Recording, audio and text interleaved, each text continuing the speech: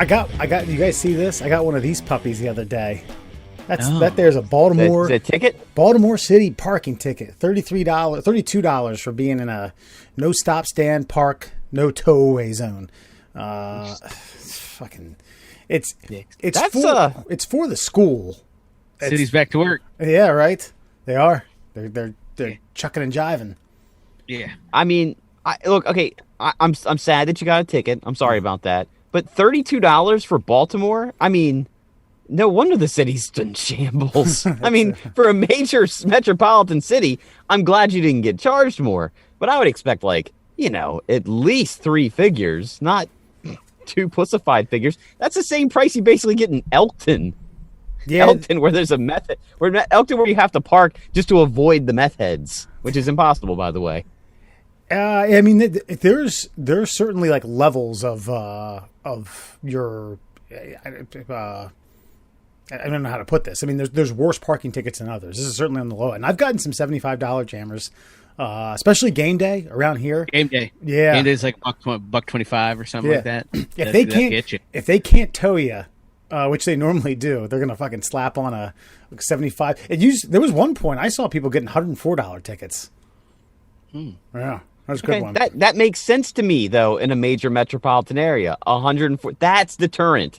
$32 is what you might pay at a parking garage. So if I'm somewhere where there's nowhere to park and it's like, man, I'm going to roll the dice. Oh, $32? Cool. I saved 10. Yeah. Sweet. I mean, I think rolling the dice in this neighborhood, it's more of a nuisance than anything. It's a school zone, and I figured during the summer I was all right. Apparently I wasn't. Apparently I'm an idiot. Apparently I don't know what the hell I'm doing. So it was just it was just, and I had to be out by 6:30, and I was leaving for work around like 7:57, 7:58. So I thought like, middle of the summer, there's summer classes, summer school, but they ain't doing shit. And sure enough, some fucking Debbie do-gooder flopping around, printing them out. Yeah, I racked up thousands of dollars in parking tickets at the University of Maryland. Oh, I remember that. Didn't you have a stack like as wide as your hand could hold? Nice. Yeah. They just literally kept lifting up the windshield wiper and just kept stacking them on top of each other. And the reason I never saw it is because I lived on Fraternity Row and my car was parked behind the fraternity house. And I had no need to go to my car ever really until till the end of a semester when I was going home, because you could walk everywhere, bike everywhere. And I had a parking pass, and someone had basically slapped their greasy palm to my window and forced my passenger side window down just enough to be able to reach in and grab that little dangly thing off the rear view mirror. And I was like, holy shit, what am I going to do? And I go down to the ticket and I was like, well, you're going to have to pay it. What do you mean I'm going to have to pay it? I had a parking pass. You didn't have it hanging up. Because someone stole it. So the security that was supposed to be rolling through didn't do their job. And I remember asking them this question. They took my license plate. Why isn't my license plate attached to the parking pass? Like when you type it in, it just says, oh, he's got a parking pass. Should be.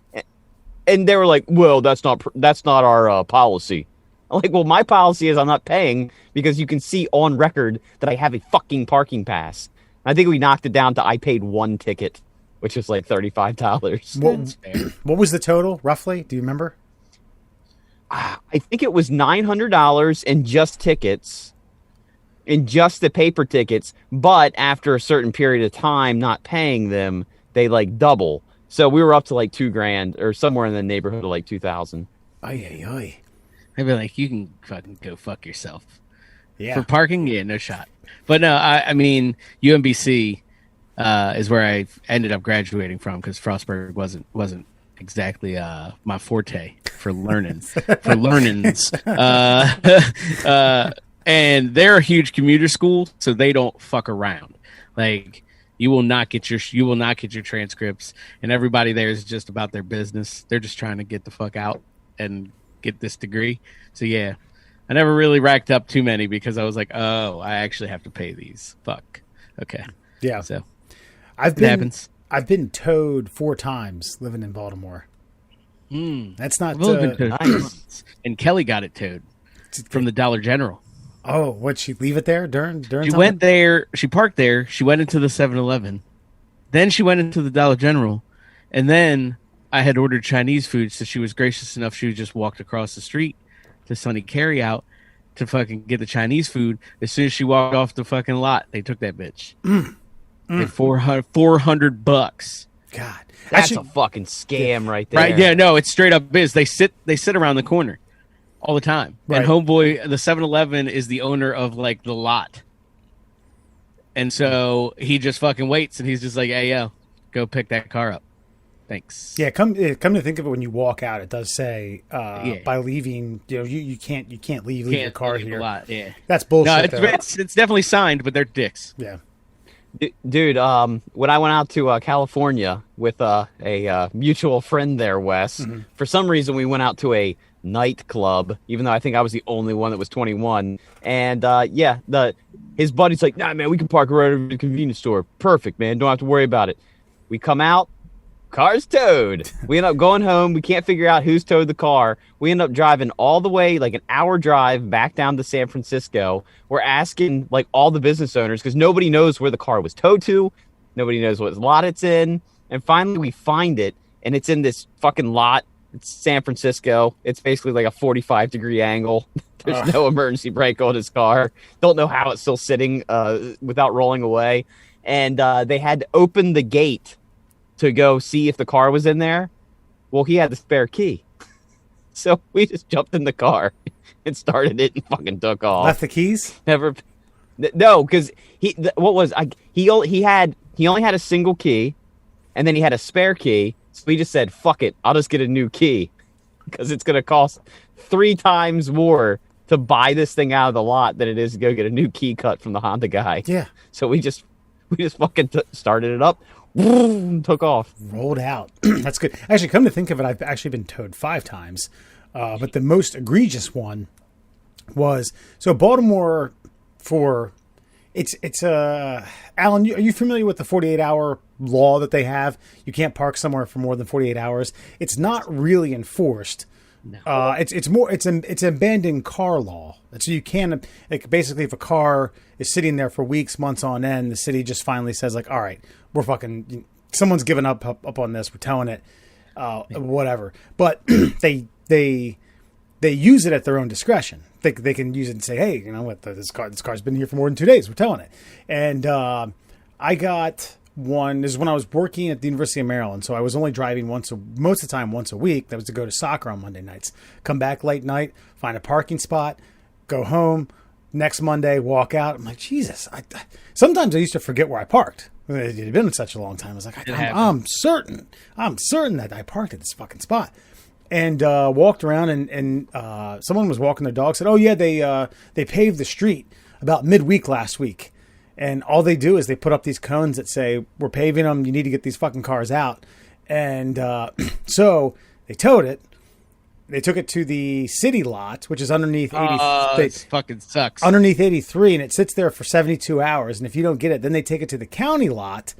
And any day it sits in the county lot, it's $75. So I got a parking ticket. I got a $370 tow fee, and then 3 days in the county lot for, what was it? 75 times 3, $225. Yeah. I mean, that was fucking, I took all my trash out of the car when I pulled out front and threw it on the front doorstep and gave them the "fuck you." I was trying to fight someone. God, I was pissed. That's a deterrent, not that $32 bullshit. I know, right? Yeah. You didn't learn your lesson from this at all.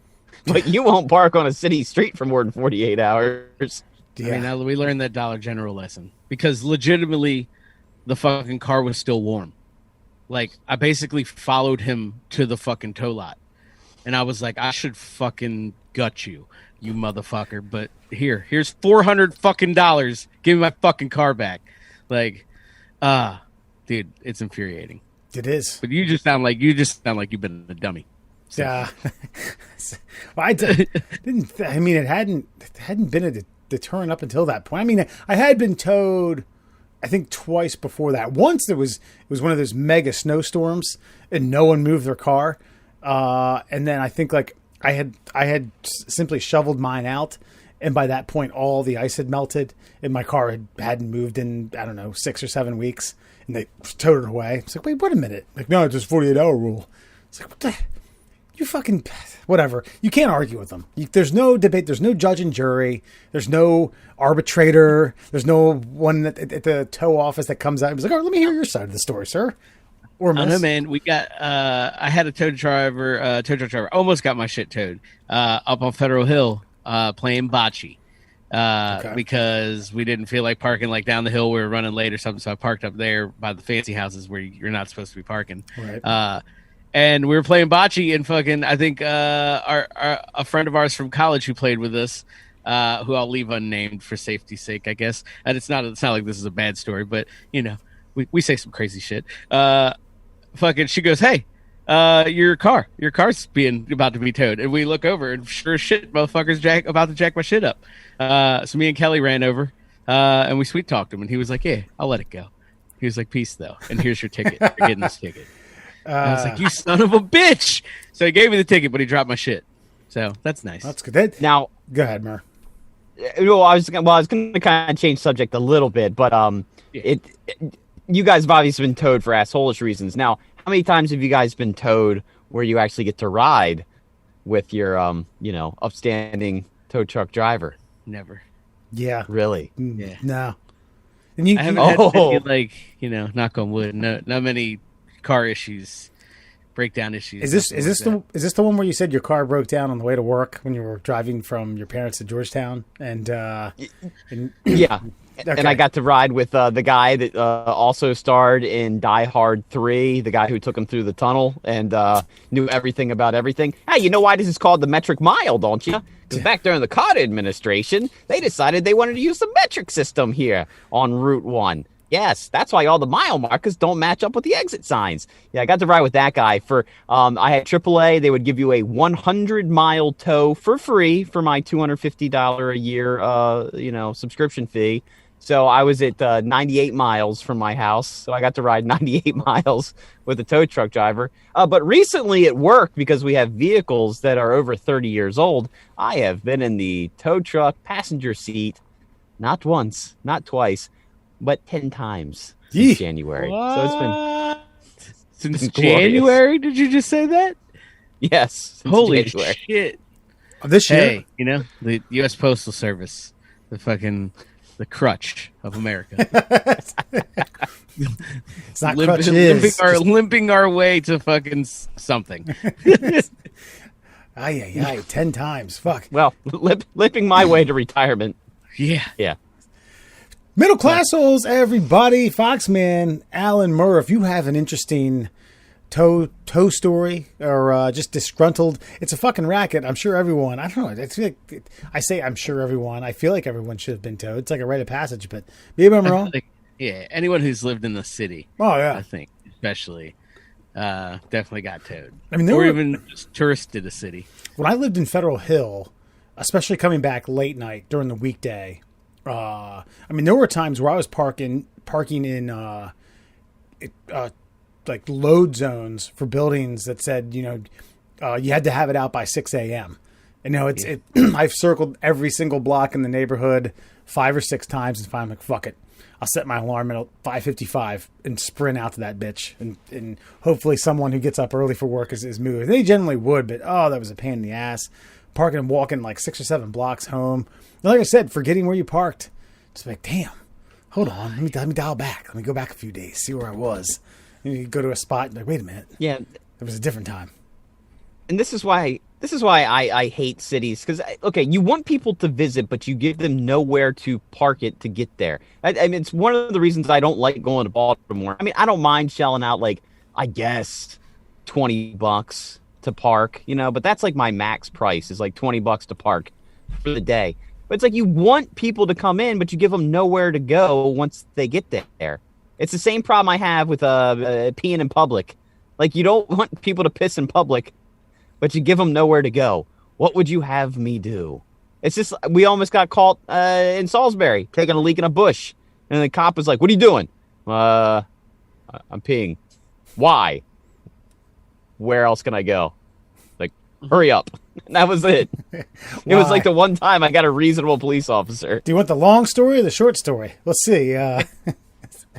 Do Do you know how biology works, sir? All right, just checking. It's a prerequisite question. These things, I saw these things. Speaking of peeing in public, I saw these things in England that we should totally have everywhere here. I'm with you on this one right here. Do I have the share, Wes? Yeah, give me 1 second. All participants, all right. Yeah. You're talking about like the hexagonal thing? Yeah. You see what I got here? Yeah. I had never seen one of those before, like ever. I don't know if I'm just fucking new to the game. But it blew my mind. This was like 2 years ago. I found this out, and there's 4 sides, so 4 dudes just step on up, pee, get on out of there. So fucking, I think the one had like a little hand sandy jam. Huh. So they had these outside of Johan Cruyff Stadium in Amsterdam. Had these outside of Tottenham. Tottenham Stadium. I thought there were 8. It may have been 6. It wasn't 4-sided like that is, but equally as useful. Yeah, I agree. Yeah. Put those, but I don't know. I mean, I guess it's not the American way. We don't need to pee in the streets, but we do anyway. We don't need to piss out in the bushes. We just pee in the streets. That's right. Yeah. Or we have long ass lines for 2 look, this is the same footprint as a porta potty. Like, you've been to a motherfucking Ravens game, sitting there just dying in line behind fucking 17 females and like 2 dudes, and there's nothing you can do about it. Yeah, you're stuck.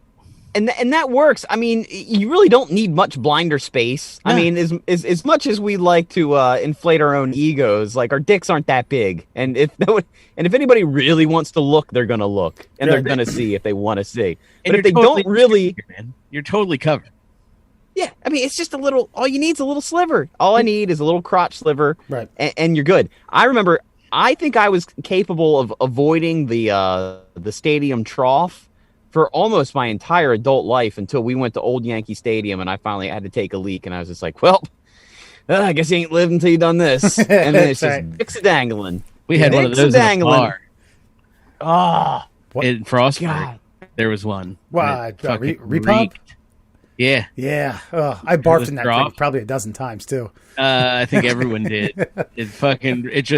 It just smelled like fucking ammonia in that fucking room. Like, you just opened it up and was like, oh shit. Just fucking human piss all over the place. There were a couple times. There were a couple times that I could, after a shot, I could kind of feel like a little tickle coming on, and I probably could have like held it back and sat there and stomach back the barf for 20 minutes of breathing and controlling and not drinking and taking back the saliva. But I always knew that if I went into that bathroom and took a big waft, that would just kind of entice it. It was just like, oh, there you go. It stinks in here. Didn't it have one of those old timey cloth like paper towel thingies? Like, you know what I'm talking about? Yeah. You know exactly what I'm talking about. It had one of those. Oh god, that place was a shithole. Yeah. I want to know the technology behind that. Was there technology behind that? Like, was there any? Okay, because Wes, you know what Alan's talking about with the like the recyclable-ish? Yeah. It was just basically a long roll that was infinite, and you would just kind of spin it to get it to a dry spot. Was there anything inside that equipment that cleaned it, or did it just kind of what I have learned? I haven't seen them in America because I've seen them when I was in Europe. There's a UV light that is supposed to like kill the germs as the the used parts come through. I've never seen those in the States, so I've never seen a UV light on the ones in the States. I think we're just like, fuck it, just go for it. No, they got rid of them in America because they were just riddled with gonorrhea and every other transmittable disease that's known to man. And I think they were mainly installed in like the 70s. There wasn't any fucking UV light available for hand sanitation in the 1970s America. Yeah. There was not. Yeah, I can't actually explain the brainchild behind that invention or lack thereof. I'm not too terribly sure how the hell that came about. There was a sweaty Italian guy with a cigarette dangling out of his mouth saying, "Dad, why don't we just staple the washcloths together and you spin them for a dry spot?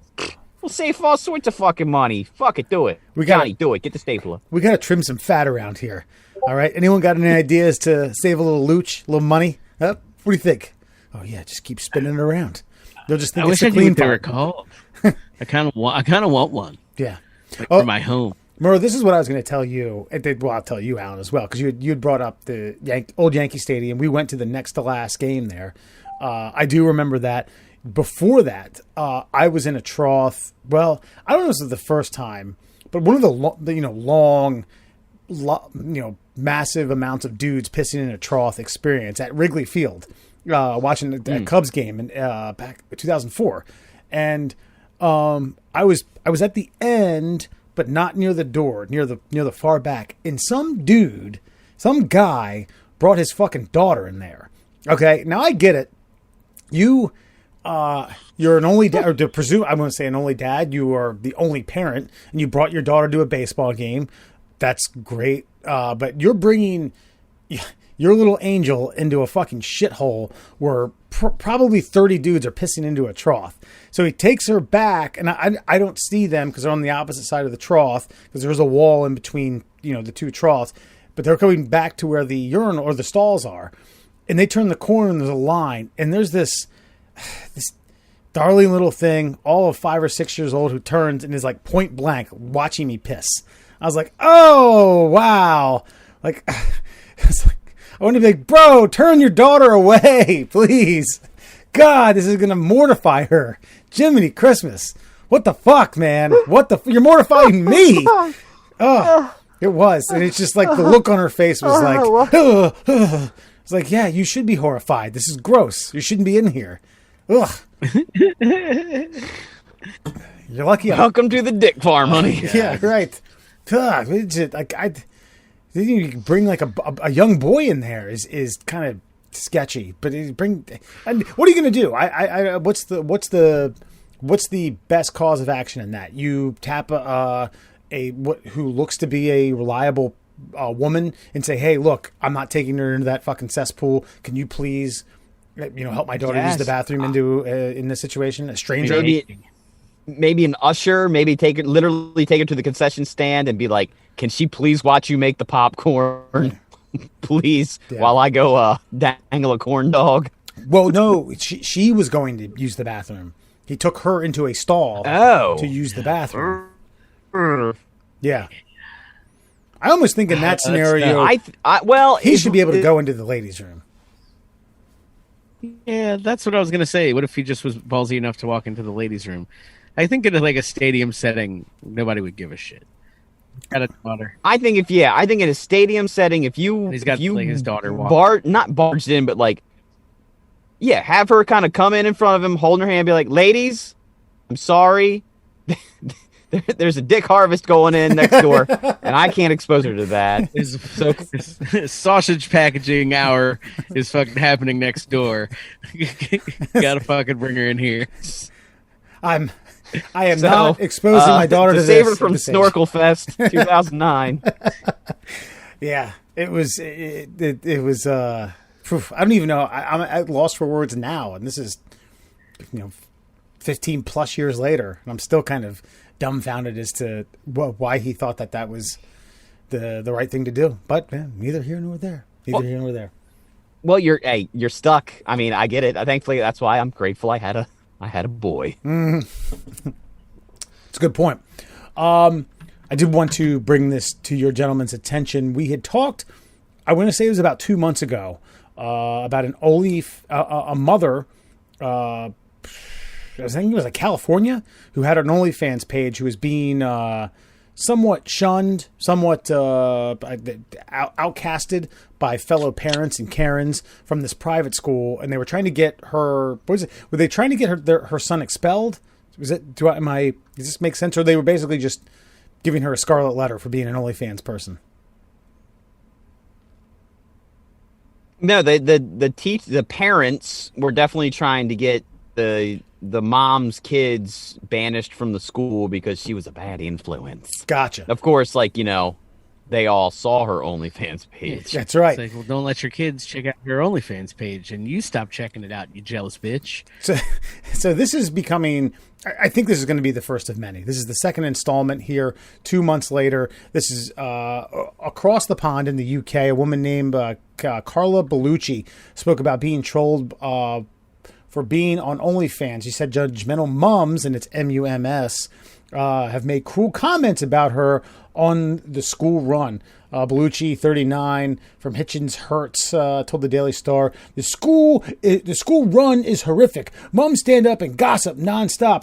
Quote, parents' evening is a nightmare, and I can feel them as they are talking about me as I walk past. They've even made petitions about me online, trying to stop me from being on OnlyFans.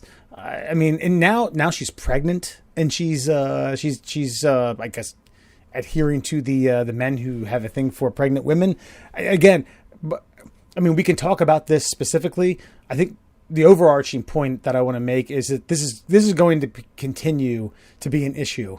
I mean, anyone can make an OnlyFans page, and parents are going to be subjected to other parents who have pages. They be like, oh, this is terrible. I can't do it. Karens around the world's heads are literally popping off from coast to coast, and now it's being polluted in the UK. Your thoughts?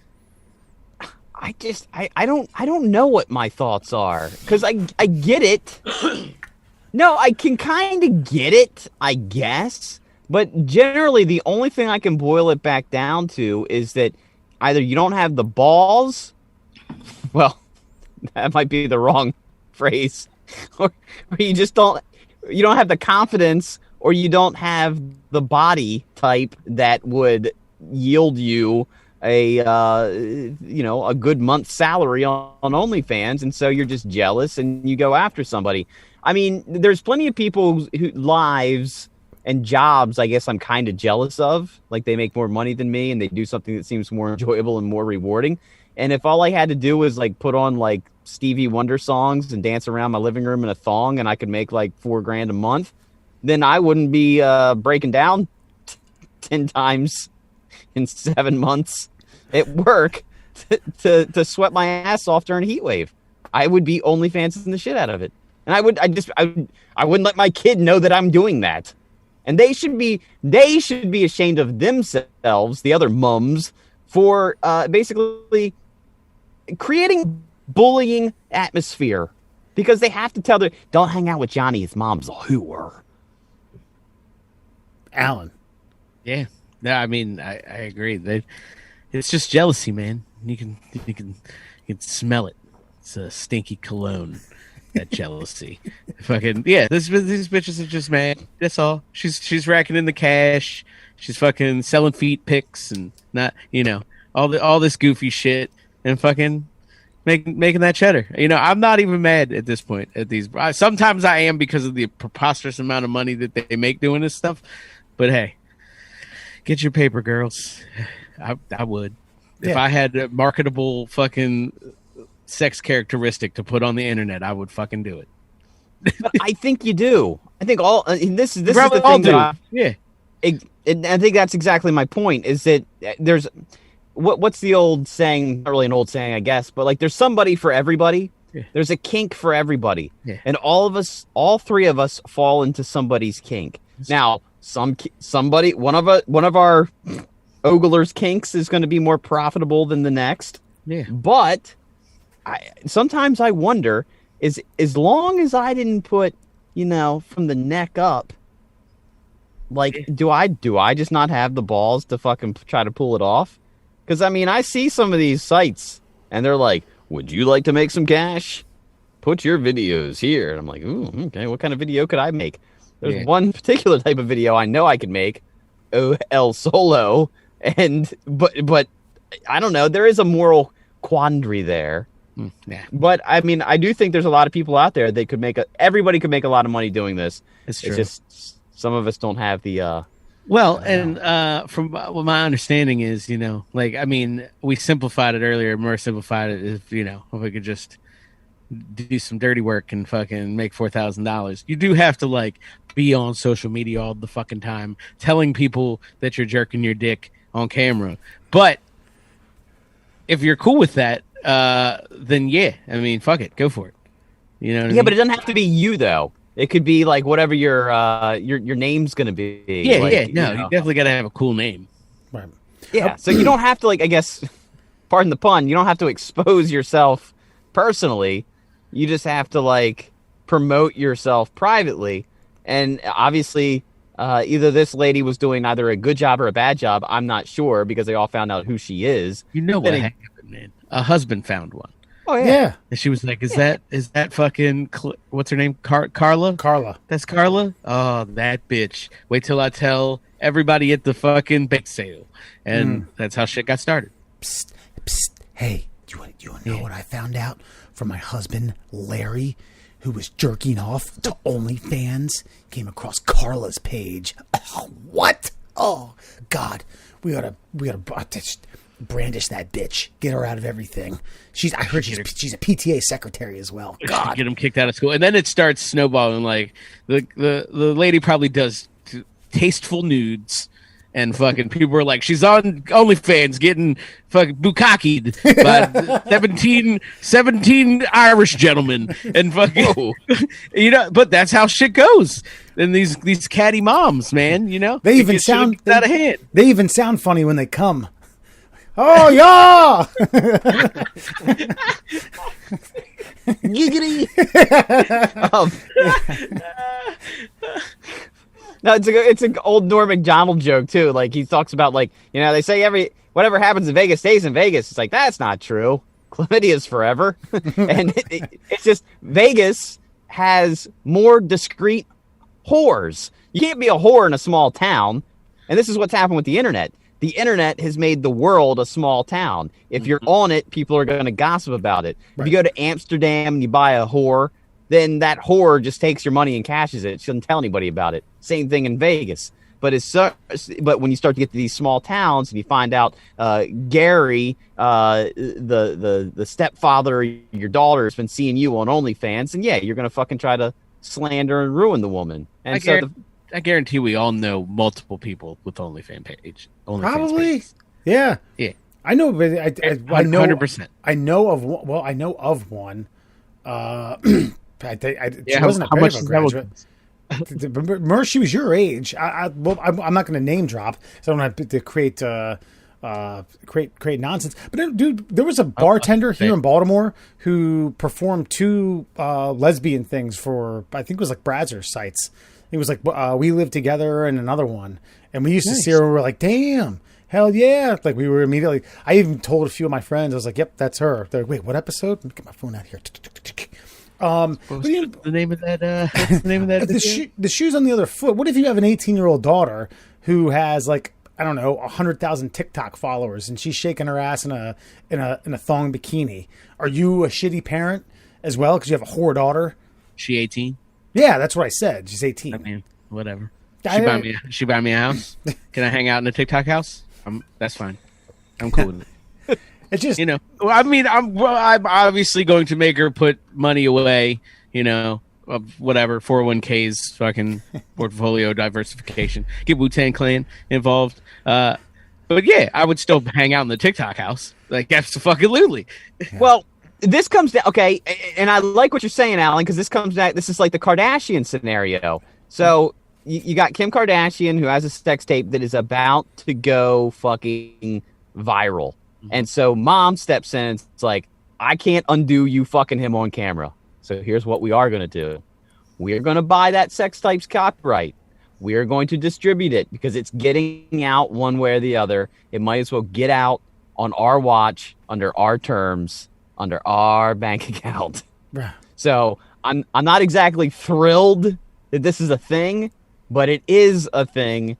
And this thing is going to make us wealthy beyond our wildest dreams and 3 generations worth of dreams.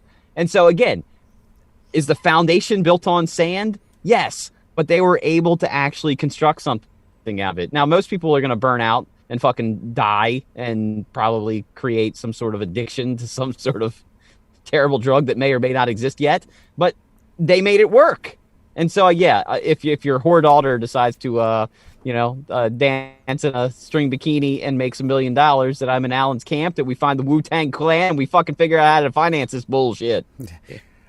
So to close this segment out, okay, obviously we're cut from a different thread. We don't care if Carla and her pregnant ass has an OnlyFans page and she's making, I don't know what, a mortgage payment plus a month. And okay, how do we how do we campaign for people like this and tell the Karens and these angry elementary school moms to shut up? Or is that just like, are we pissing into the wind? Gossip is always going to be gossip, and PTA meetings are always going to be filled with.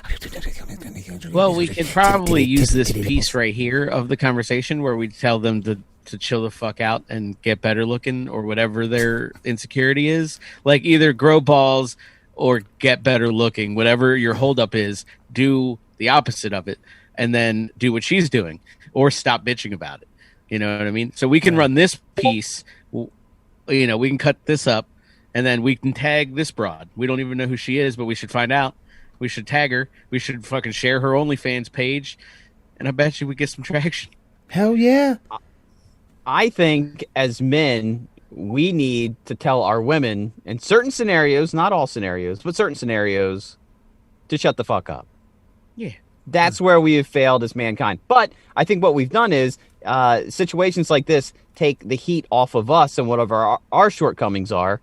And so we just let them run wild with it, and we don't say anything. Maybe it's time for men to step up and start saying something. Brenda, why don't you shut the fuck up and worry about your own goddamn saggy titties? Why don't you get downstairs and hit the fucking elliptical? Get yourself an OnlyFans page. And if everybody has an OnlyFans page, there's nothing to complain about.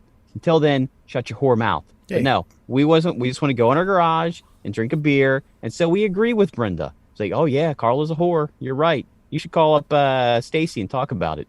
Zoink.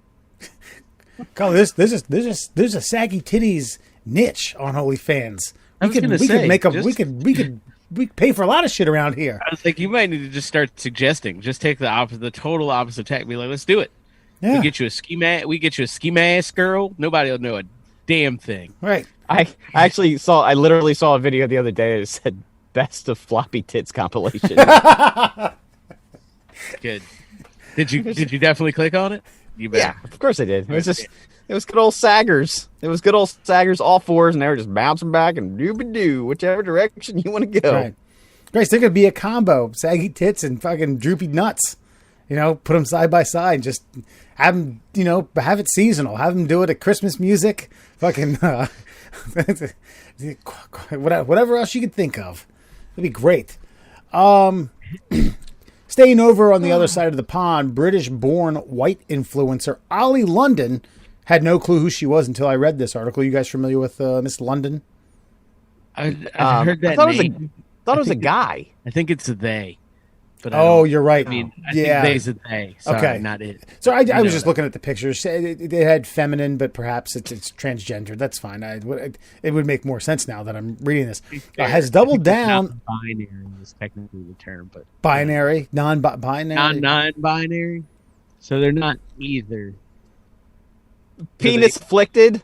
Is it penis afflicted? It's like you know how like you call because you can say they for an unknown person, like a person who like them, that them over there, like even though you don't know them and it's just a singular person. I think that's the whole idea behind they them, and it took me like fucking till maybe 2 weeks ago to figure that shit out. Yeah. Which grammatically, somebody had to break it down grammatically, and I was like, oh, okay, that makes sense. That's fine. And you're right. She identifies as goddamn dare say it makes sense. Identifies as It doesn't, but it does. Identifies as non-binary. You're right. Assertion that they're transracial after claiming that they now identify as Korean. That's racial. Says after saying on YouTube that they had transitioned, quote, races and cultures after surgery resembled their K-pop idol Jimin of BTS. Jesus, this is like Gaelic to me. I don't know what I'm reading here. And the video. Okay, hold on. Let me break it down for you. This is hip stuff, bro. Okay. K-pop, Korean pop music. Okay. BTS is the Backstreet Boys of K-pop. All right. And this Jimin is one of their groupie guys, one of their boy band guys. It's like he's the Justin Timberlake. One of their Eric Carters, Gotcha. Yeah, he's the Justin Timberlake of a Korean boy band pop group. Okay, thank you all for bringing me up to date on that. Sorry, I'm problem. so behind the bell curve. In the video uploaded to Twitter on Monday, London showed off their surgically enhanced, quote, Korean eyes while speaking more about their identity. Quote, now, finally, I feel Korean. Identify with the Korean community. Maybe they will accept me now more because I have the look. Maybe will people think I'm actually Korean, which would make me really happy. She goes on to say, transracial is a thing. I invented it. If you can be transgender, you can be transracial. Wow. I mean, what's next? Trans animal? Wait, I don't know. You might want to come up with another trans term, right? I'm trans anal. What? Animal. Trans animal. Oh, okay. And I wasn't saying a car. Just like you now identify as a Trans Am. Like trans canine and only walk on all fours and shit. Yeah. And like shit on the floor. But also, see how that would work. Okay, so she gets this. I'm going to bring up the photo or the picture. Oh God! All right. Well, hide your kids, hide your neighbors. They're pretty Asian eyes. I mean, I don't know if that's racist, but I think this is pretty racist, personally. This is like blackfacing to the ultimate degree. It's permanent. Yeah, right. Oh, here we go. Yeah, all right. Oh, I'm waiting for it. Yeah, no. Wait, that doesn't look... And you don't even look like the dude. Stop. Yeah. People, stop doing this. Stop trying to look like famous people. You will never. That's why they're famous and you're not famous. Yeah, they shouldn't release publicity photos until after the swelling has gone down. I mean, they just look like a fucking cantaloupe that's about to burst. These aren't even publicity photos. These are just fucking Instagram pics because this person's attached to its phone. Well, let's stick to the script here. She's trans. Okay. They are transgendered. They're trans. Wait, are they transracial? No, she non-binary. Sorry, let me backtrack. They non-binary. Ollie London. Oh my God. She's now transracial, and she identifies. I wonder if we sound like a bunch of dick bags because we have no idea. No, you know what? No, we do. I'm not even having fun anymore because it's so fucking confusing. We need to stop. Okay, listen. There's crazy in the world. And I'm fine with accepting people for fucking certain things that afflict them mentally. But we have to start drawing a fucking line on what's fucking insane, mentally insane, and stop fucking telling people that they're okay, because they're not. Somebody like this needs fucking help. The goddamn surgeon that fucking gave them Asian eyes, they're the racist, and they need to go to fucking some sort of, like, deprogramming school, because the only reason they did this, like, oh, yeah, you're transracial. Yeah, this is definitely, I'm with you, this is definitely mental illness. $30,000, yeah, you're Korean. Maybe. I mean, listen, if I had become a plastic surgeon, I'll turn you into a fucking potato. Pay me. I don't give a fuck. So, I think that's a bad argument, at least to me, because pay me. I'll turn you into fucking literally whatever you would like. I will take your face off and put fucking Nicolas Cage's on, if you can find me Nicolas Cage's. Like, I don't care. But yeah, I think this is mental health. Like, whatever. If you want to be like, I don't know if I'm a dude or a girl in a fucking Western archetype. That's fine. I'm okay with that. Just fucking do whatever. Just be over there doing stuff. But like this shit. This is legit mental illness. This is body dysmorphia. Like, this is, you have an unhealthy view of yourself. I don't care if you're like, yeah, I'm just trying to look like this you have issues. So me and Murr agreeing. Look at that. Yeah, didn't on hot button stuff. Didn't Chappelle make a joke about this? But he was like, I was getting ready to get to it. This is how I feel inside. Like I identify as Chinese now. I mean. Yeah. What did she looking for, like a dual citizenship or some sort of scholarship of some sort? No, I think that's what I just look to be internet famous. And that's a good point. We forget that people just get paid to fucking exist on the internet. Right. Yeah, at least the OnlyFans chick was just like diddling her clit to like make some cash. This one, I don't know what the fuck they're doing. If the Koreans accept this person as one of their own, fine, they're Korean, I guess. I don't know. But like they say they're the first transracial, which is incorrect. Rachel Doles I think that's her name. She pretended to be black for years. She pretended to be black so well that she became the president of her local NAACP group. She was the fucking president. Yeah. Like, even black people were like, bitch is legit. So, so I almost have to be like, yeah, fine, you're transracial. So she just didn't claim it because she did. I made fun of that woman for a long time, that Rachel Dolezal stick, right? But she never came out and said, oh, well, I'm transracial. No, she just said, I am. She didn't say I'm trans. She just said, I am. And everyone bought it. If they didn't find out from her certificate that she was just some white chick that went out and got her hair fucking teased twice a week and put some spray tan on 3 times a day, then she never would have been found out. All right, I got a question. Because I read down a little bit further. And it says that London has declared a war on the woke as they called on help from Fox News personalities Sean Hannity and Tucker Carlson. Writing, help me speak out against the injustice I am facing, the racism and transphobia from the woke mob. So, do you think that Fox News picks this up and they're like, yeah, let's fucking do it? Probably. Let's go full circle. I think they have to, people, but definitely be like, yes, don't you racialize this trans lady transracial person, Korean, is that racist to say it that way? I don't know. We're just saying stuff now. Anyway. Oh, I like that. They should go by that. Korean, right? Because they co-opted the Korean race, so they can go with Korean. I like it. But yeah, so I mean, do you think Fox picks this up? I think because, not because they're shameless, but because it gives them a feather in their cap, much like Caitlyn Jenner as a Republican running for governor of California gives Republicans a tranny feather in their cap. I think they go after this. So it's like, we got 2 of them.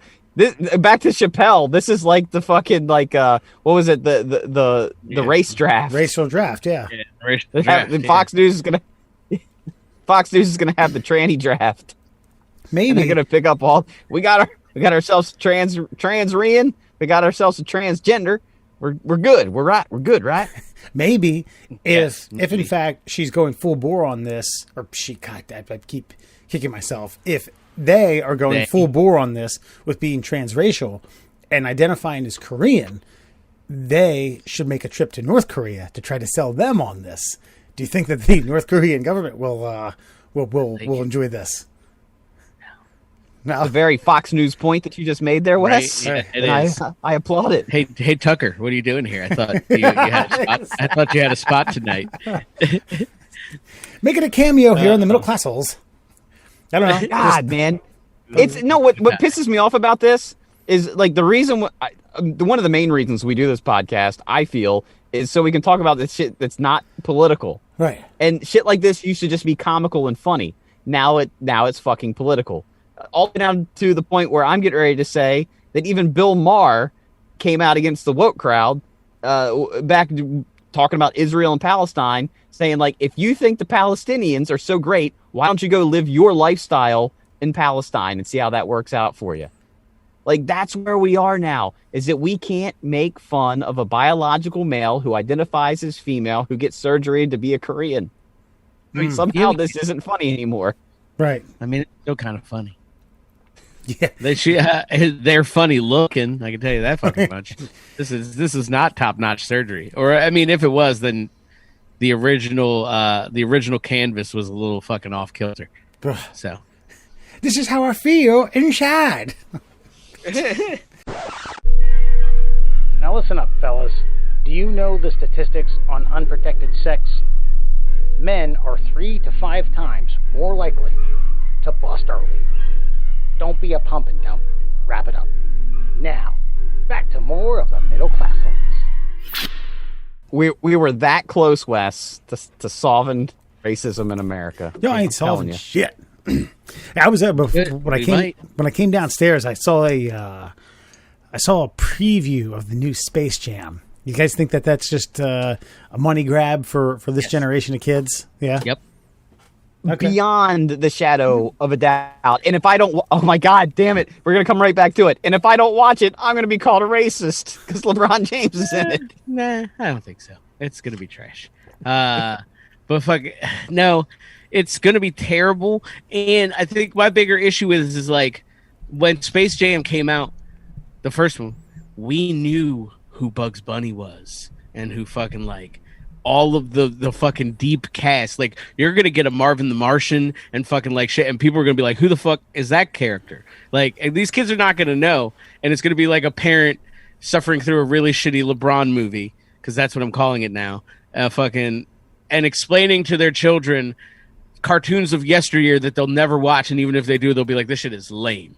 Yeah, it's a good point. Yeah, because the Looney Tunes have been quote unquote problematic for so long that they basically took them off TV. Elmer Fudd doesn't carry a weapon anymore. Do they still have new ones? Like, I don't know. I haven't seen them. I let my kid watch the old ones. We watched the old shit because it's still watch the old ones. Yeah. Yeah, because the internet is amazing, and if you know where to go, then you can find anything and everything you want. So we watch old Tom and Jerry. The new Tom and Jerry is trash. I don't even know where you see Looney Tunes stuff anymore. Like, think about it. Even with like Wile E. Coyote and the Roadrunner, in this era, post 9/11, you can't have a coyote buying random explosives and trying to blow up a fucking fast bird. I mean, it's not allowed to happen anymore. You can't show explosives. You can't show firearms. Alan, I'm sorry. I mean, the liberals are taking away everything great in America. I don't know that that's everything great in America. I think that's problem one, conservative guy. But hey, who the fuck am I? But I don't think that that's really the issue. You wouldn't be here without gunpowder. Jesus Christ.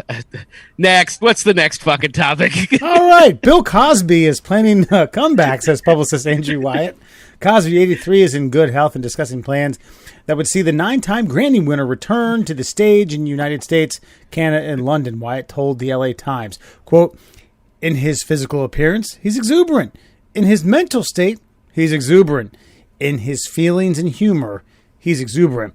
And Wyatt described Cosby as more powerful than we've ever seen. Cosby intends to draw on his experience in prison. He served more than 2 years of a 10-year sentence where he was moved by the stories of fellow inmates in Pennsylvania maximum security facility to address human and civil rights, Wyatt said. Jesus fucking Christ. Is this guy on another death? I mean, 83? Jesus, man. Live out your wonder years in whatever money you have or don't have away from everyone. But listen, for those of you who aren't familiar with Pennsylvania, there's plenty of getaways. There's plenty of remote. The fucking Poconos, fucking buy a house there. Don't come out. Have your groceries delivered, in my opinion, if you're Bill Cosby. But hey, come into a city near you. I'm just gonna go out on a limb and say that exuberant was the word of the day on the desk calendar, and then they just threw that in there a couple times. Right, that's a solid press release. But yeah, this is not good. I'm with you. Just go chill out, Bill. What? He's gonna make money. What manager though of any comedy club or anything like that would book that? Someone. Have you met managers of comedy clubs? I mean, I haven't met a ton of them, but my presumption is that they're very sleazy. So, it's basically the same guy I was talking about who invented the wheel around washcloth. Right. Like, you guys sell tickets? Yeah, book him. Like that's maybe they shouldn't say book him to Bill Cosby, but they're gonna have him. He's going to sell tickets, and the best way you do it is you just do pre-sales. And if they don't meet like a threshold on pre-sales, then you cancel the show. People are gonna do this because we are a country of oglers. We rubberneck at tragic accidents. We like to stare at mass murder trials. When a man has admittedly drugged multiples of women, more than a dozen women, and they're a childhood icon, some people are going to buy tickets. Hopefully they'll all be bought by hopefully all of the tickets will be bought by like women's groups and things like that, and they'll just like park it in the seats and just boo and heckle and won't let him get a word out. But this man is a megalomaniac. He's maniacal, and he believes he's above the law. And guess what? The law has proven him right. Yeah. So he's going to go out and he's going to thumb his nose to everybody who scoffed at him. Yeah, I kind of like your idea. First of all, I'm going to put this out, for anyone who listens. We've talked about him now 2 weeks in a row, and I'm somewhat uncomfortable doing that because I don't like him anymore. I despise him to a certain extent. Well, not even to a certain extent. I mean, his comedic genius can't be denied, but he's a fucking scumbag. And the fact that he now is out of jail, the criminal justice system did everyone else wrong by this Fifth Amendment loophole, and now he wants to come out and be like, yeah, I'm gonna go for my experience that I learned in jail, and I'm gonna go out on tour. I hope, Murr, that what you say, this plausible scenario of women's hate group, buy all the tickets and just fucking either boycott, throw free frozen lettuce heads at him while he's trying to get off jokes, and just obliterate an 83-year-old feeble man. I don't know. Frozen lettuce heads? I don't know. Well, just like lettuce heads used to be, lettuce and tomatoes used to be how they booed people off stage. Now you freeze them and you get yourself a little velocity. Yeah. You get yourself a little bowling ball's worth. Nice. I think that's just hard for throwing. I think like give me like fucking frozen lemons or limes. Good point. To really get some velocity. Fucking yeah. But either way, fucking tar and feather them. Well, but you guys seem pretty confident that there's going to be venues that will, headlining Bill Cosby from the Cosby Show.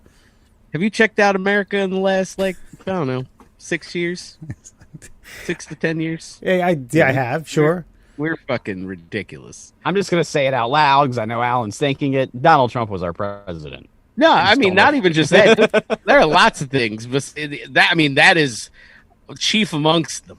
But yeah, that we have not been on a really good train recently. Last decade or so has been really tough. Not really. I mean, it's fine. I'm fine. Everything's fine. I'm doing all right. Yeah, I'm fine. But I actually think you just said something that's more brilliant than the point that I was bringing up. Is that these women's groups buy all the tickets immediately, and then boycott the show. I think that's the only thing you do to hurt Bill Cosby is to have him show up and there is nobody, and I mean nobody but the janitor in the fucking auditorium. Like, I thought this was a sold out show. It did, Bill. Nobody's coming in. But that's bullshit. And I think that's the only way you hurt him. Yeah. I think or unless you do or the other end of the extreme of that is kind of like union lines. Remember, there's a great picture from a Ford union strike that was going on where they were beating up people who were trying to cross the picket line. These hate groups, don't let anybody enter who's bought a ticket. I think I have a brilliant solution to all this. How about this?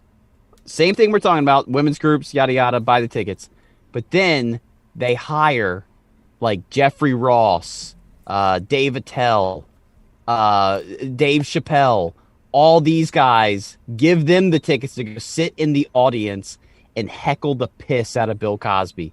Like a group of young comedians that he cannot compete with from the stage.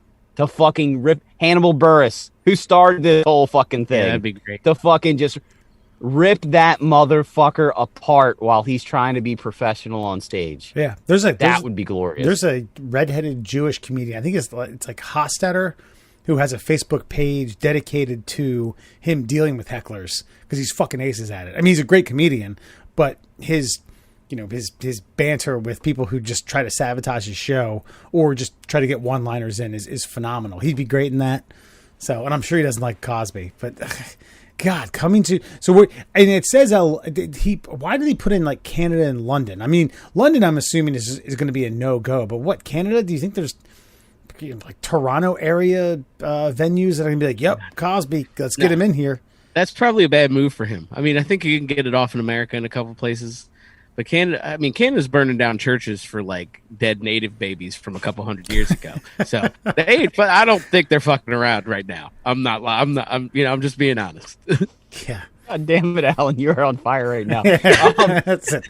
Book you at a venue here soon. but I think in Canada, like the only thing would be is like when he was huge in America, he probably never went to Canada, so like he'd think they're itching to see him. But that's the other problem with this is that you got to get in the mind of Bill Cosby. Bill Cosby still thinks that he's Bill Cosby, like before all this. I think he thinks that America's so dumb that the fact that he's been let out of prison that everybody just like, oh, that all that and he's true. He's right to a point. Everybody must think all that shit was fake. So I'm just going to go back out on the road and I'll sell all my tickets.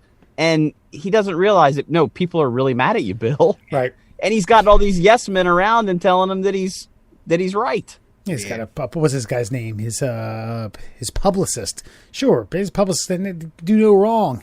He's going to say no. How are the ticket sales? Exuberant. Exuberant. Fabulous. Yeah, and the other thing too is that okay, allegations and criminal records aside, 83. I've seen some comedians get to the end of the road where it's like, okay, that it's like comedians, musicians, actors to a certain extent where you say like, okay, you're still good. You're still talented, but you're losing it. You're losing the it factor. Father Time is undefeated. I mean, watch George Carlin's last stand-up. It's still really funny, but it's not this fucking like flamboyant, bouncing around, super duper sharp person. And then I think he was like 71 when he did that. 83, fucking come on, give me a break. You're going to be able to, the lights are going to dehydrate the shit out of you. Well, before he went to jail, and the reason I remember this so vividly is that he had a bunch of material. He was getting ready to go tour right before he got arrested.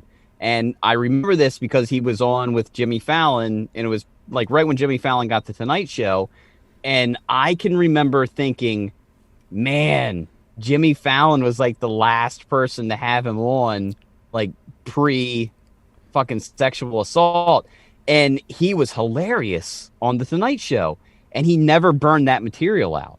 So you're talking about somebody like 83, yeah. So you're talking about a 79-year-old who wrote all this material that he'd been writing for about 10 years up to that point. And I remember the Fallon episode because Jimmy Fallon actually had Bill Cosby like on his back, like piggyback style.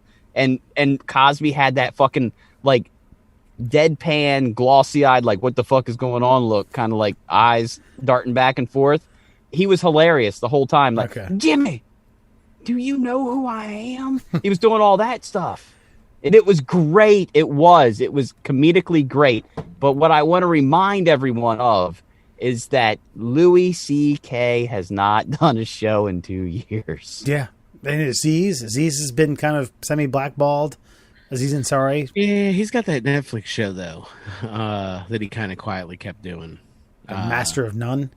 Yeah, and he did, I think he had a stand-up, like, after that shit all went down, and he kind of, like, addressed it in the stand-up, and then did a stand-up. Yeah, but what was the... Louis was what? Like, jerking off in front of people. Yeah, he was like, hey, watch me masturbate. And again, I'm not like championing anything that he did, but he did ask them first. Like he literally, in the age of consent, he asked, "Hey, can I jerk off in front of you?" Well, I guess.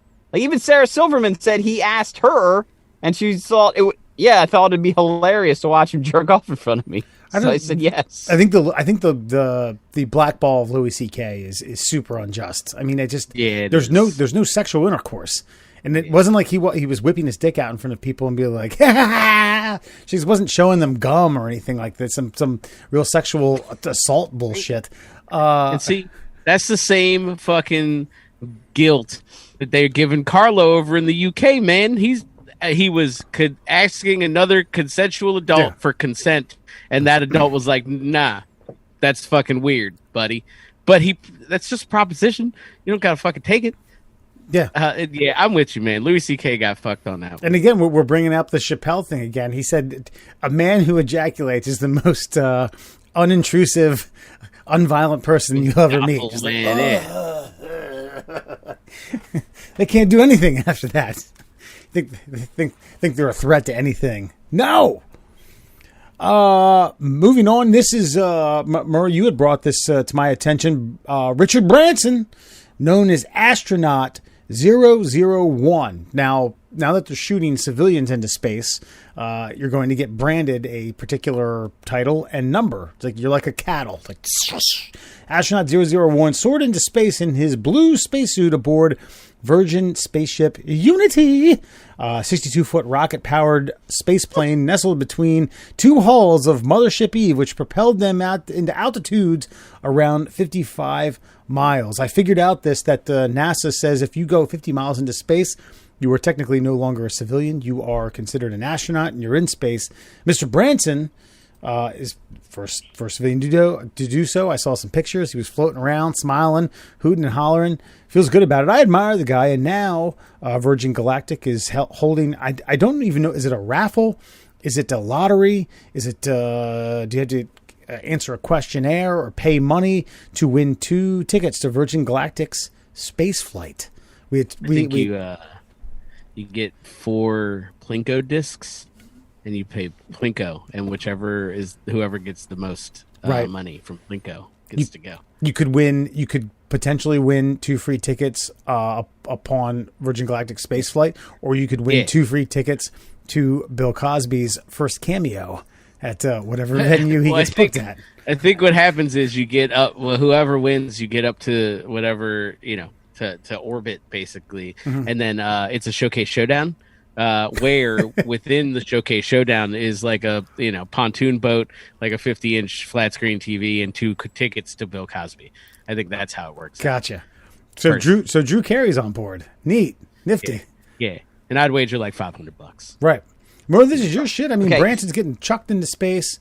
He's like, yeah, look at me, I'm Astronaut 001. Let's play some Belle Biv DeVoe up in here. Did you want me to answer? Okay, well. To let you know, you can support Space for Humanity today and enter for your chance to win. Now, if you don't, you have to donate money. So it is a lottery, and if you get 50 entries if you donate $5, 100 for 10, blah blah blah blah blah. If you give $1,000 or $100, you get 2,000 entries. So yeah, they're just going to draw names out of a hat, and it's just to drum up some advertisement for all this shit. Now, I do want to let you know that old Neil deGrasse Tyson claims that Richard Branson did not go to space because he didn't go high enough. No, that's not true. 55 miles, NASA said it was 50. Neil deGrasse Tyson's a philosopher. He's an astrophysicist. He's a fucking astrophysicist, you clown. He philosophizes astrophysics. He basically tells people how space works. I get that, but NASA has how does he know that they didn't go 55 miles? I mean, I guess you could always ask the question, how do we know? But NASA has the benchmark, and this is what they said he went. Okay, NASA's been a PR firm for the last 40 years. All right. In an interview with CNN, astrophysicist and director of the Hayden Planetarium, let's see, Neil deGrasse Tyson said, in his opinion, Richard Branson did not go on space travel. Quote, first of all, it was suborbital. NASA did it 60 years ago with Alan Shepard, took off from Cape Canaveral and landed in the ocean. If you don't go fast enough to reach orbit, you will fall and return to Earth. So his whole point is if That's you fair. Didn't go high enough to be outside of Earth's gravitational pull back to Earth, then you're not in space. You're still suborbital, which means that you are still within Earth's grasp. You're still in the atmosphere. He's splitting hairs. Now, I think I would, personally, I would categorize it as, can I undo my seatbelt and, float around and dance like a butterfly? Then, yeah, that, to me, that's still space. I think he could have gone up higher. I watched the whole thing. He looked very uncomfortable the whole time. I think as the main shareholder of Virgin Galactic, he fucking put that seatbelt on. I was like, fuck. God damn it, I gotta do this. God fucking damn it, I don't want to fucking do this. Right. Why do I gotta be number one? Yeah. He certainly doesn't have Howard Hughes gung ho. That's because he got all fucking ginned up one night and fucking made a bet and was like, fuck, I gotta do it. It's gonna blow up in the air. Fucking, this is terrible. But as far as what you just said there, though, he got ginned up one night. I give Richard Branson the ultimate props for the guy who obviously looks like he likes to booze and have a good time and figured out how to make a shit ton of money and said, I'm going to go to fucking space, you fucking wankers. And then everybody fucking talks shit on him. And then he did it. Wow. It's the ultimate fuck you and human accomplishment. Now, good on him. Good on him. I think it was I do agree with Neil deGrasse Tyson to an extent. Like, if you're going to go up that high, why not just go up a little bit higher, man? Yeah. You're going to go 50 miles. If you're going to go up 50. If my man Neil deGrasse Tyson talked about space, I'd take his word for it. So agreed. Richard Branson went really high up in the sky, but he didn't go to fucking space. I like it. Well, the raffling, good for him, I guess. Like, there's probably more useful things to do with that money, but whatever. It's his money. They're raffling off 2 free tickets for this whole expedition. A recent study at YouGov America finds out that YouGov America, not Americas, finds out that 2 in 5 Americans would not take the trip to the moon, even if they were guaranteed safety. This is actually, they asked this because of the whole buzz with billionaires trying to get to the moon and outer space. Bezos, Musk, and Branson. Would you guys be, if you could guarantee your safety? In my opinion, the 3 in 5 people who said no still think that you can't guarantee safety. I think there's like an era of like, wow, how can you guarantee such a thing? You're shooting me off in a rocket. But I think, suspend belief for a little bit. If that's the case, hell yeah, I'm going up there. I'm dancing around, moonwalking. Fucking look at me, MJ. Look at me go. Yeah, but are you going to the moon and landing on the moon are 2 different things. Am I landing on the moon, or am I just like zipping around, catching that gravity pull and shipping back to Earth? And this is the thing. In my mind, I glamorize all the time about going camping. It just sounds, oh man, I'd love to go camping, start a campfire, get the cast iron skillet out, do some eggs and bacon, maybe make a couple pancakes. And then my fucking 42-year-old mind says, and then wake up with fucking morning dew on my body, and it's hot, and I can't take a shower. And if I do, I gotta fucking fill a trash bag with cold water and stand underneath of it. And then I think about going to the fucking moon. Like, oh yeah, I'm going to get strapped into a rocket. I'm going to blast off from Earth and travel through space. And I'm going to be cramped inside of a fucking steel fucking coffin. I'm going to be there for like 4 days, just zipping around with some asshole who's going to start to piss me off about a half hour into the trip. And I'm going to miss my family. There's going to be no cell phone or internet. Fuck this. So I feel like depending on what age group you're asking. Right. Like 20-year-old me be like, hell yeah, strap me in, baby. 42-year-old me's like, ah. Now that tow truck driver seems like a treat. Yeah, exactly. So yeah, I feel like I fantasize about going to the moon, but in reality, I wouldn't enjoy it. Okay, Alan. Yeah. Yeah, probably right. You kind of shot my, because I was like, yeah, I would definitely go. And then you were like, you gave me all the real world stuff. I was gonna make another Timothy Olyphant joke, but I couldn't think of a good one. So yeah, no, fucking, I would go if guaranteed 100% safety and I could get back. I think just for the shits and giggles. I would also, like Burr said, I would like to, like, I don't know, I'd like there to be like a moon rover that I could drive, or you know what I mean, or just a basketball hoop so that I could dunk on it. And be like, oh, sucker bitches, and then get out of there. Shit like that. But yeah, I don't know that I'd want to be like up there for a long time or anything. Would you? Okay, so they guarantee your safety, and the moon is what, 1/6 of the Earth's gravity? Yes, something like that. Okay, yeah. Okay, they can guarantee your safety. Would you still be bummed out if you couldn't dunk on a 10-foot rim in the moon? Oh yeah, I'd be mad bummed. I'd probably be super bummed. All right. I'd probably get up and fucking fucking rim miss, and then fall slowly to the ground and just lay there, dejected. Just God damn it, but it sucks. I think too, my mind is kind of trapped inside the early adopter phase of what you're talking about, Wes. Like if it was. if it was something that had been done over and over again, where they had established something like a basketball court on the moon, I'm like, I get to play basketball on the moon. Yeah, yes. Then I'm going to go. But when I look back and think about like the Apollo astronauts getting up there, and they're wearing these clunky ass fucking space suits, and yes, it's 1/6 the gravity, but they're really only jumping about as high as you or I could jump normally, right? Even though they have like, you know, so like if we were wearing that stuff on, you see what they look like wearing it on Earth. It's like, left foot. That's right. Looks like they have and they've chainmail done on. They've done like a 2-a-day workout just trying to like move 10 feet, and then they get to the moon and they can skip around a little bit. I don't know, but if it was, you got up there and there was already a colony settled, and it was a comfortable ride, and you had movie time, you know. But then you think about Apollo 13, where they're like freezing to death because they don't have any fucking heat. Yeah, and you're just, and you, by the way, being 6 foot tall, imagine being strapped in to like a seat that's made for somebody my size. Oh god, yeah, that'd be great. I'm semi-claustrophobic too. That'd be phenomenal. I ain't doing it. I ain't doing it. But to me, going up and docking on, I would want to go dock on the International Space Station. To me, that would be great because you get the thrill of the blast off of the rocket, that joy. You get the thrill of being in space and being weightless. You get the thrill of going around the Earth several hundred times, and then you fucking come back. See, to me, that's the vacation. Yeah, you get to meet some Russian up there, fucking drinks vodka, has good stories. Yeah. Whew. Yeah. Hell yeah. Hell yeah.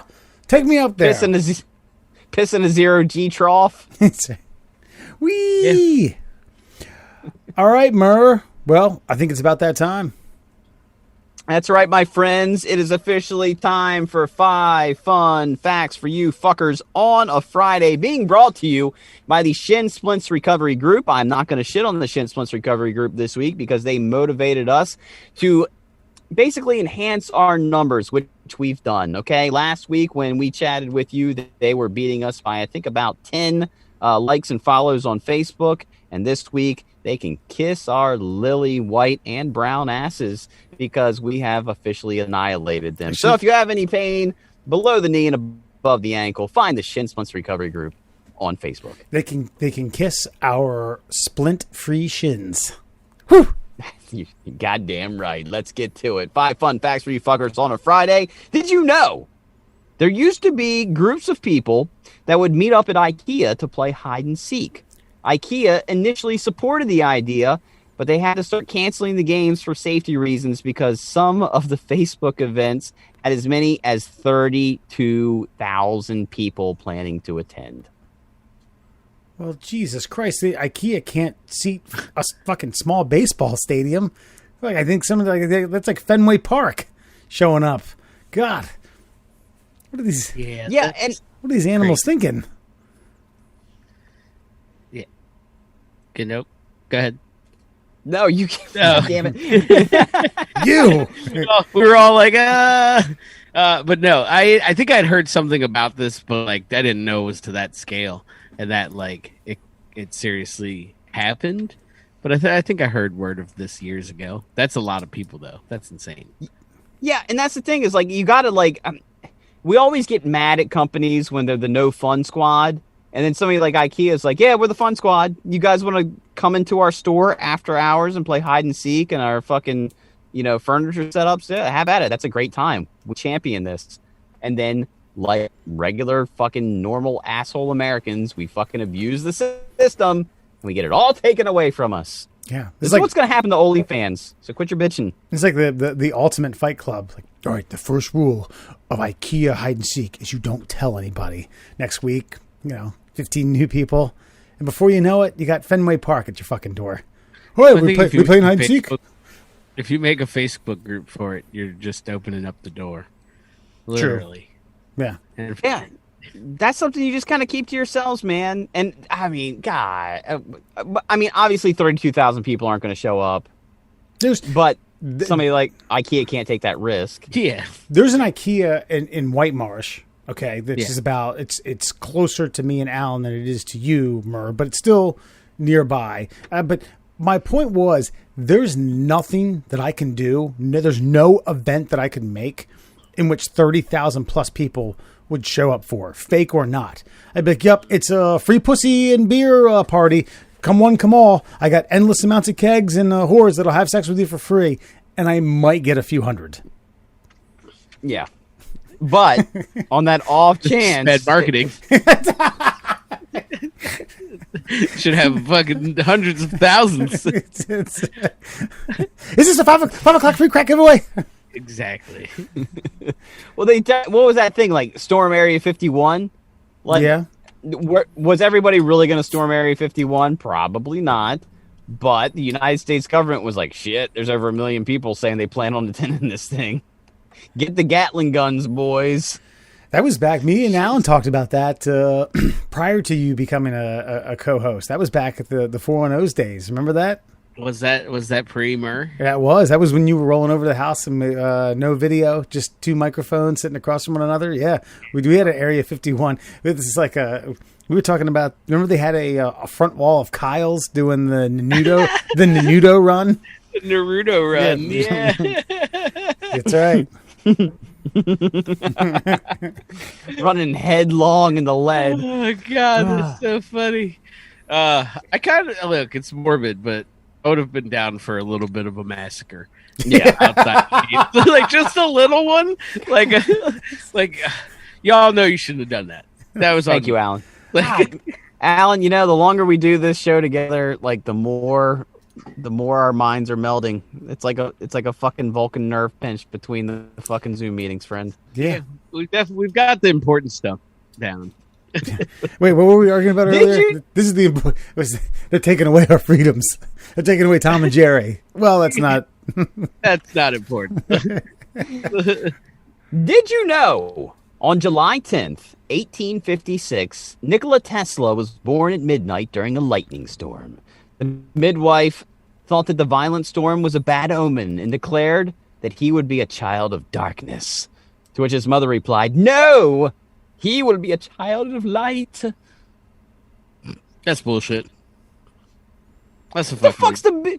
That's a fucking lie. What kind of fucking midwife's like? He will be a child of darkness. I mean, that's what they did in the 1800s, though. I was gonna say, like, this is they were poetic. This isn't that long ago. Okay, I mean, you can say 150 plus years, like, yeah, that's a long time, and yeah, it is a long time. That's a few generations. Hell, I had we got a visitor, Waffles. He's ruining the set. He's just checking things out. Yeah. But the 1856 to someone like they give birth during a thunderstorm, which happens. How many thunderstorms are in a calendar year, roughly? What do you think? I don't know. In Maryland in the summer, how many thunderstorms are there in a day? Like 8. Right. They just say that's a child of darkness. Like, oh, come on, you fucking wanker. You wanker. What does it have to do? Who was Nikola Tesla? Really? Are you fucking kidding me? Are you serious? Yeah, the name doesn't ring a bell. God damn it. You're a fucking liar. Can we? I think that gets you like a 1-episode suspension or something. Yeah, you're an on-air liar. You know who Nikola Tesla was? Are you really looking this up? Hold on, wait, Wes, I am, yeah. Stop. Share your screen. Yeah, I'm looking it up right now. Let's see here. Nikola Tesla was an inventor. He worked for Thomas Edison. He arguably gave Edison a lot of patents that Edison then fucking used as his own. Gotcha. He invented looks like AC electrical current. It looks like he was the proprietor for Westinghouse. Yeah, AC current, alternating current, and Edison tried to fucking basically have him blackballed from the scientific community. And anyway, we use Nikola Tesla's technology right now to power all of our fucking machinery. And Gotcha. He actually wanted to give free electricity to the world by taking the electrons from the air, much like we do with our little like when you lay your phone on the pad and it just charges. Yeah, all right. I got his Wikipedia page. I'm going to learn after the fucking show. So go fuck yourselves. What's the next fucking fun fact? I said, ain't he that guy that created them fancy battery cars you see driving around? Yeah. and he's the namesake of the battery cars. Wait, I thought he invented the nickel. Yeah, this might be one of our saddest days, I think. Either Wes is a liar or I'm disappointed in you. I think it's the second one. Okay. Did you know? Nope, I don't know. When a woman hasn't... What? It was a joke. Nope, don't know. Come on, sorry. Did you know when a woman has an orgasm, her body releases large amounts of, quote, the cuddle hormone, oxytocin, which increases the need for bonding. Men only get a surge of pleasure that's equal to taking 3 milligrams of Valium, which is why women like to cuddle after sex and men just pass out. That all makes sense. Yeah. Didn't know the biology behind it, but now I get it. No, I didn't know the chemical imbalance between the man and the woman, and why the man just wants to like. I wonder if the same as in animals. It's just humans. I don't know. I'd say I've seen like National Geographic videos of like freshly milked lions, and they tend to kind of just like. I'd venture to guess that in like great apes, it might, because I think oxytocin also is like it functions in like reproduction. So I believe once it's released, it like stimulates fallopian tubes and shit to be kicking eggs out, and all that good lady anatomy stuff. Our closest ancestor is probably okay. Yeah, that makes sense. Yeah. Monkeys also kiss. Like, did you know that? What's that? Like chimps, also they make out. They're like French kiss each other. They're the only the only other animal that does that outside of us. Wow, that makes me want to vomit. Like profusely, an exorbitant amount. Right, exuberant. But what's kind of funny about this? I mean, from a evolutionary standpoint, it's like. Women want to grab a hold of men, but men are too fucking depleted to fucking like fight them off. Like, fuck it, I don't care, whatever you want to do. Right? Yeah, whatever. What do you do? You think the woman who was experiencing exercise-induced orgasms that we talked about last week just wants to cuddle someone after she's had a good like leg day? Come here, anybody, anything. Come here. Let's cuddle up. Go to the locker room. I think for her, nothing's really off limits. That's a good point. Good point. Any human around. Yeah. Did you know introverts produce more saliva than extroverts? That's weird. No, I did not know that. It's bizarre. Yeah, I wonder why. I don't know, but people like tell me how much I spit. I spit all the time, and I'm probably one of the most introverted motherfuckers you know, Alan. Right. It would make sense that extroverts who talk more would produce more saliva. You know what I mean? To be able to. That's what I was thinking, too. But like, all right, hold on, pause. We're guest spot. Hey, Kelly, would you consider yourself an introvert? I would say you're kind of an introvert, right? She's gonna get all philosophical on me. Okay, you produce a lot of saliva, do you not? I think you do. I think you get a little spitty. Yeah. Okay, yeah. I don't know. Apparently, introverts produce more saliva than extroverts. So, but here's the debunk. I say that to debunk your whole talking thing because she never shuts up and she's got tons of spit. So I don't think that's the mechanism. Yeah, him too. Yeah, I was gonna say, have you heard me? Yeah. When I'm around people I'm comfortable with, I get it all out at one time, and then I just shut the fuck up for the other 75% of the day. Maybe Kelly said she thinks it's a nervous, like anxiety thing. That makes sense. Could be a point. Yeah. Makes sense. Because introverts feel more anxious in social settings, I guess. So they produce more. Maybe that's why you use chapstick like a fucking neurotic psychopath, Wes. Jesus. What the fuck are you talking about? I don't use chapstick that much. Them chapped lips will make you kill someone. So I think it's probably good that he doesn't. There it goes. Wait till I get road rage and I can't find my chapstick. What's your preferred? Shit's over. What's your preferred lip chap? I like to call it lip chap. Gold, not Gold Bomb. Weird.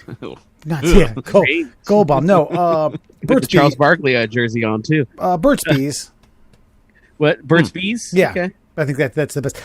This is just a straight up Blistex, something I found in the 3-pack. Actually, I bought Sarah a 3-pack because she was using mine, and then I lost all of mine. And actually, did you know that apparently it said that if a person can't finish a standard thing of chapstick from beginning to end, they aren't trustworthy to date. I've never finished one in my life. I wash all mine. They end up in my pockets and unusable anymore. I've lost them bitches from the store to the car before. So there is no, I don't know what that says about me, but nope. Never once. Maybe not even close. Maybe if they haven't been unwrapped from the pack and actually used once, maybe that's null and void. Maybe that's the outlier. But yeah, maybe. Who knows? And finally, did you know in 1861 a slave named Robert Smalls stole a Confederate ship and delivered it to the Union? He was given command of a Union ship, became a major general, bought the house he was a slave in, let the wife of his former slave owner live in the house when she developed dementia, learned to read and write, won an election against a white man, and served 5 years in Congress, and is quoted by Robert E. Lee as saying, "You're killing me, Smalls." Just kidding. I made up that last part. I'm going to say So bad. That's some of the most ballin' shit of all time. Right there. I think Goddamn right. That man, he should have a statue somewhere. That's just like defined and defied everything from the era. Man, commandeered a ship. I wonder if he did he have a team? I wonder if he did. I'm curious if he did it on his own. Because you presumably you steal the ship in the South and you sail it up the coastline to Union territory. No, I'm sure he wasn't solo. If he was solo, he deserves more than a statue. He deserves like a city that's walled in. It's only invite only. Yeah. No, so there were other people. I think there were like 6 or 7, I think they were all slaves on the ship. And the crew took off. So I know this because they mentioned it pretty heavily. Well, not heavily, but they did a good little segment of it on in the middle of 37 hours of Ken Burns' Civil War on PBS. So they found fucking 10 minutes to squeeze this story in there. So they ganked this boat. It had been freshly resupplied because it came into dock, so it had all ammunitions. It was totally ready to fucking sail on and try to kill some Yankees. And these cats just stole it. They fucking made off with it. And then he went on to live that baller life like fucking Murd described. It's pretty wild. Also, watch Ken Burns' PBS whenever you have a spare week to watch a TV show. His baseball one's pretty good too. I just like the baseball one's great. The Vietnam one's great. They're all great. I like to think that they saw the ship and one of them was like, "Hey man, we should steal that," and there was no recourse. There's no no, we shouldn't. It was all yeah. Let's fucking take that fucking thing. Just rolled up the shoreline. Also, I think he knew, he was obviously from the area, a slave from the area, so he knew the waters, better than the Navy. Right. So, he was the perfect dude to fucking gank a war boat, which is basically just some wood with a steam engine on it back then. I don't know if this was deep enough into the war where they were like, "Hey, let's metal plate it and see if it floats." That's right. That happened during the Civil War too. Monitor and Merrimack, yeah. I'd like to also like the fact that he he didn't take that same ship back down to the coastline and bought the same house that he was a slave in. That would be epic, but he probably traveled down. I do like to think that, would you say that the wife of the slave owner, he let her live there when she had dementia? In my mind, the movie version goes like, all right, you need to get your ass up on out of here. I own this place, and keep your honky ass wife here. She's gonna stick around for a little bit with me. All right, get the fuck out. Adios, adios, partner. Hit the bricks. I like to think that hot boxes from Django were a thing, and so I might toss her in there for like a day or so, just see what happens. But that's like newfound power, you know. It's not really malicious. It's like, oh, let's fucking see if something happens, and then, you know, we experiment. Right. I feel like you've taken this Civil War hero, Wes, and turned him into a shell show character. It's possible. He's like Shaft in my mind, bro. Hey, get your honky ass out here. Leave your bitch behind. That's right. I mean, he let her live there when she had dementia. I mean, she didn't leave. Yeah, because he was a kind soul. That's rare. It's rarefied of this earth. Gotcha. Damn. So my man was like rich when they gave him this shit. I just found an article and I keep reading down. So he obviously didn't have the money. So the Navy basically said, listen up. Well, because of your heroics and stealing one of maybe like 7 boats that existed at the time for war, because of your heroics, here's what we're gonna do. We're gonna appraise the boat, and we're only gonna give you half of it because it's still our boat. And so they did that, and they gave him $1,500, and that's how he was able to buy like his you know, the land and all that shit that he bought. It's like $1 million back then, though. So yeah. Right? It's like fucking crazy. That was a fair amount of. Well, good for him, man. Lived a ball in life. That's it. We should. His pay should have been substantially higher, according to the Naval Affairs Committee. He got shafted on the appraisal. Did the enslaved guy, black guy, actually, sorry, mulatto, as they refer to him in this article, which is extremely fucking offensive. Did the enslaved black guy who stole a Navy ship for the good side get shafted by the good side? Yes, he did. Gotcha. That's the answer to your question. Okay. And that's the American way, friend. And that is your Fun Fact Friday. To close out the middle class holes here on this mid-July night, we bring you to Nashville, Tennessee. It's Nissan Field, something, wherever the Titans play. So, of course, we all agree that stealing is bad, but if the door is open, this is just an opportunity that William Thrift was willing to take advantage of. Just as these gentlemen stole a Confederate warship, well, William Thrift saw an opportunity. Maybe he thought it was a giveaway promotion. You could just leave an IOU for 29 beers. Maybe he's just getting the Titans game where he knows it's going to be grossly overpriced. Apparently, this gentleman, recently, the door was open at Nissan Field, rolled in, stole 29 beers and got caught with it. And he used the old, this isn't a Chappelle show or a Shaggy defense, but he's like, hey, the door was open. Door was open, bro. 29. God damn. And 29 views. I mean, I want to show you the photo of this guy. I mean, this is like a 29 beer stealing dude right here. I mean, that guy. That guy probably steals 29 beers. Right. He's 36 too. Lord. Oh God. He's 36. Holy shit. Hold on. For the visual fans out there, I'm 42. He's 36. Mm-hmm. I'm 34. I'm not trying to float my own boat.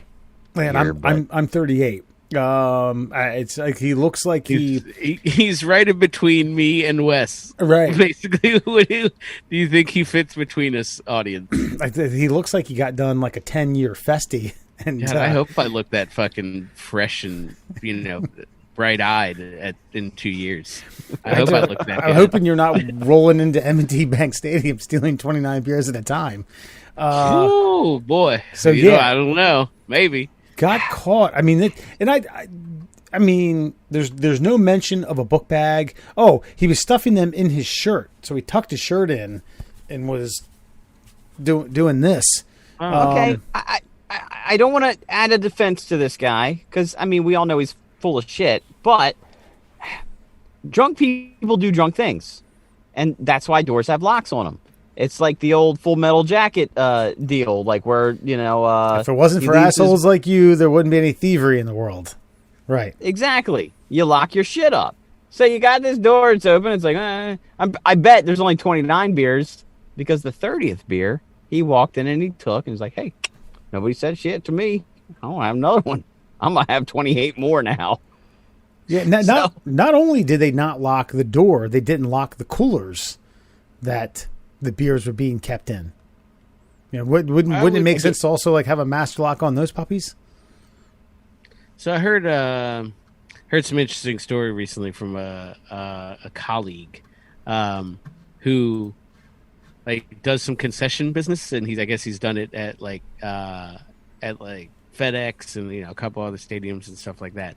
And I don't know really how this works as an independent contractor, but what I gather is that he buys a shit ton of alcohol that gets provided to these vendors. The guys humping it up and down the steps, and, you know, obviously they take strict inventory, they count the cans and all that shit. So apparently, like, those guys, obviously with access to behind the scenes, have done some shady shit, like leaving doors open, or like they'll smuggle in like a 30-pack, you know what I mean, that they bought for $20 and start popping them off at, you know, $8 a clip, and pocket that cash and sell, you know, less of the actual inventory that's going to the contractor who hired them.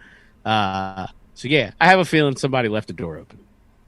On purpose. Somebody got slipped a 50. Somebody was like, there you go. There's a door. There's an open door for you, bud. And that's how you got in. Yeah, that's it. No one pulled a Goodfellas Lufthansa heist. Like, yeah, the door's open, you know. Yeah, that's a good point. That I just think, I mean, I don't know. I either walk past or run past both M&T Bank and Camden Yard Stadium. I mean, at least once a week because I run past them. Typically, twice a week in either walking or another type of exercise. And I've never been like, yeah, I'm gonna hop over this fucking fence and see what's in them coolers. I don't know. It's like, yeah, but to me, it sounds like he was just moseying. It doesn't sound like he was like actively like seeking it out. It sounds like he was just like, hey, door's unlocked. Oh shit, man! There's beers in there. Oh, shit, I'm gonna take a few of them.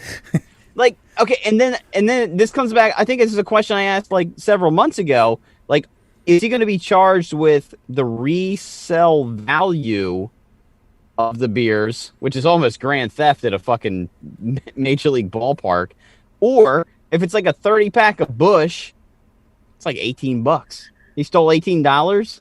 Like, is that really, like, you can't even be charged at Walmart for $18 worth of thievery. So what's he going to get charged with? And the guy's in a fucking booking photo.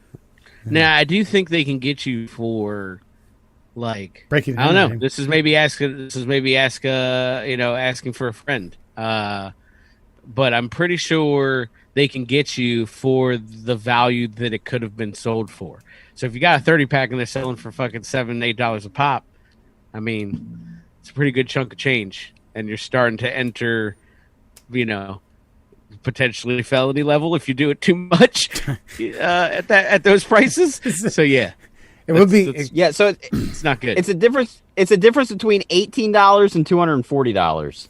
Okay, it would be funny based on your not quite that much, but yeah. If the arresting officer was like, you know, this could be a felony, and he just slammed 3 beers. I was like, all right, I gotta get this down to a misdemeanor. Hold on. Misdemeanor, you punk. But he didn't break and enter, because we've learned that he didn't force. He didn't burgle, because he didn't force his way into somewhere, and he wasn't a wait. What's the one where somebody's got to be present? Robbery. B&E. Yeah, it wasn't a robbery because there was no one present. And it wasn't a burglary because he didn't break into anything. I think it's just theft, like petty theft. Yes. So it's petty theft. And this motherfucker went to jail for it. He's got a fucking prison photo. Looking like a pretty shitty one, too. Man. At 36. Looking like a 36-year-old man. It's like even the photographer at the station was like, all right, wait, 36?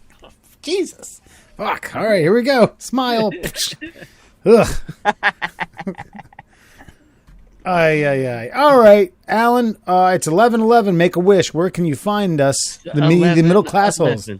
Oh, you can find us on all your favorite social media pages. We're, of course, on Facebook as The Middle Classholes. You can find us on Instagram and Twitter at MDL Classholes. There was 2 ats. One of them was a symbol, though. MDL Classholes for your Instagram and Twitter pleasure. And, of course, for your ear holes, we're on all of your favorite streaming platforms, Google Podcasts, Apple Podcasts, Spotify. And for those of you fucking dinosaurs still using email, you can send us an email at tickleourtummies@gmail.com. That's right, Tickle Our Tummies, plural. That's IES for those weak with the English language. TickleOurTummies@gmail.com. Haven't checked the email thread yet. Don't know if we've got any action. We probably got the thing from Google that says, hey, welcome to Google. But that's okay. We should fire it back up. Hey, first person that emails us, we'll send you $1. That's right. Who? Fucking that? One crisp dollar bill. Just send us an email. Can say, hey, go fuck yourselves. That's right. $1. Maybe we could do the, where did you find me? Yeah, right on it. Yeah. Send us an email. Where did you find us / listen to us at? And also put your Venmo or your Cash App or whatever, so I can send you $1 whole. Ooh, talk about a hard bargain, folks. And every week it'll go up by $1. You don't until we tell you to go fuck yourselves and we shut it down. It's probably a good 7 weeks. Somebody will be listening until next year and be like, hey man, fucking, you owe me $130. And be like, no, I'm not sending you that. I was catching up on shows. Show me the terms and conditions, bitch. Go break into Nissan fucking Coliseum. Get yourself 29 beers. How about that? Dickwad. All right, folks. Until next time, have a good one.